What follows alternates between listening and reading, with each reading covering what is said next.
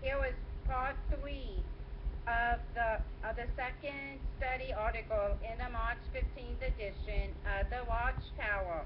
Okay, here we go. Paragraph 9a. How did Jesus warn about the natural tendency toward drowsiness? B. How have the anointed responded to the shout, "Here is the bridegroom"? See also footnote. The second quality that helps those virgins to be ready is diligence. Would it be possible for individual anointed Christians to get sleepy during a long nighttime vigil? Indeed, note that Jesus says of the 10 virgins that they all became drowsy and fell asleep during the apparent delay of the bridegroom. Jesus knew well that even a willing, eager spirit may be hampered by the weakness of the flesh. Faithful anointed ones have heeded that implied warning and have worked ever harder to remain diligent, watchful.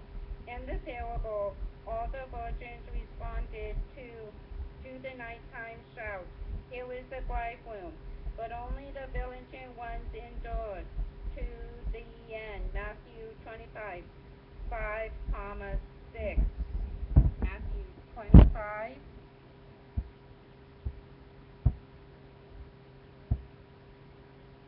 Matthew, Matthew 25, 25, 5 and 6. 5. While the bridegroom was delaying, they all became drowsy and fell asleep. Right in the middle of the night there was a shout, "Here is the bridegroom, go out to meet him." 26:41. Matthew 26, 26, 41, 41.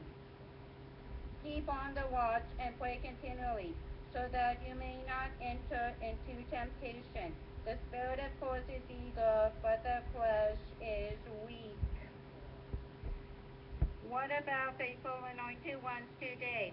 Throughout the last days, they have responded to strong evidence that, in effect, cries out, "Here is the bridegroom," just about to come. They have also endured, keeping ever ready for the bridegroom to arrive. In the parable, there is a distinct interval between the shout, "Here is the bridegroom," verse 6, and the actual coming or arrival of the bridegroom, verse 10. Throughout the last days, diligent anointed ones have discerned the sign of Jesus' presence. They thus know that He is here ruling in kingdom power. They face the challenge of enduring until His coming or arrival. However, the climax of the parable focuses on a more specific period of time. How so? Reward for the discreet and punishment for the foolish. Paragraph 10. The verbal exchange between the discreet and the foolish versions raises what puzzling question? Perhaps the most puzzling part of the parable comes near the end in the verbal exchange between the foolish and the discreet virgins. Read Matthew 25, 8, 9. Matthew 25, Matthew 8 and 9. 8 and 9. The foolish said to the discreet, "Give us some of your oil, because our lamps are about to go out." The discreet answered, saying, "Perhaps there may not be enough for both us and you. Go instead to those who sell it and buy some for yourselves."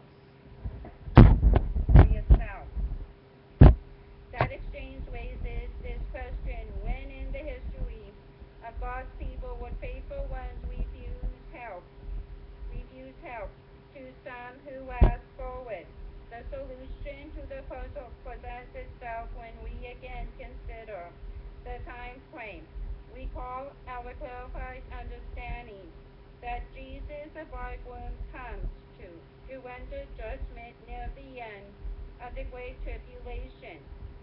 Is it not likely then that this part of the parable focuses on what happens just prior to that climatic judgment?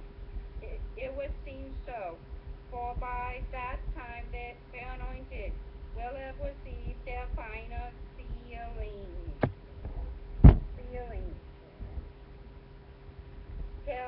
Paragraph 11.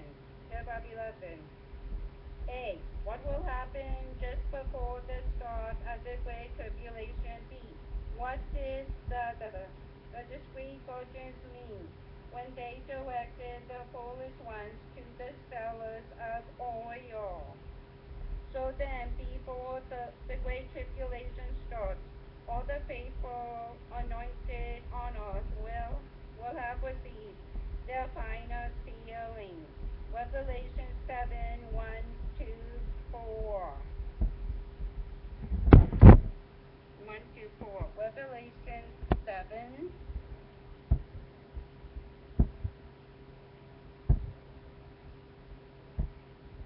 Revelation 7.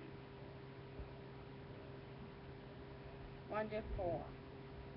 After this, I saw four angels standing on the four corners of the earth, holding tight the four winds of the earth, so that no wind could blow on the earth, or on the sea, or on any tree. And I saw another angel ascending from the sunrise, having a seal of the living God. And he called with a loud voice to the four angels to whom it was granted to harm the earth and the sea, saying, Do not harm the earth or the sea or the trees until after we have sealed the slaves of our God in their foreheads. And I heard the number of those who were sealed, 144,000, sealed out of every tribe of the sons of Israel.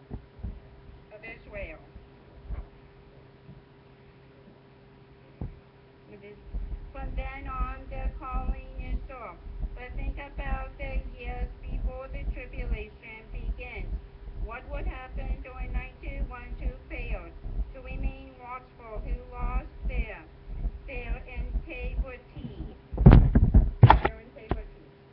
They would lose the heavenly reward. Obviously, they would receive no final sealing prior to the start of the tribulation. By that time, other faithful ones would be anointed. When the tribulation starts, the foolish ones might be shocked to see the destruction of Babylon the Great. It may be only at that point that they realize that they are not ready for the arrival of the bridegroom. At that late hour, if they, in disposition, ask for help, what would happen? Jesus' parable gives us the grim answer. The discreet virgins refuse to give up their oil for the sake of the foolish, telling them to go instead to the sellers of oil. Remember, though, it was in the middle of the night. Would they be able to find sellers of oil at that hour? No. At that hour, no. It would simply be too late.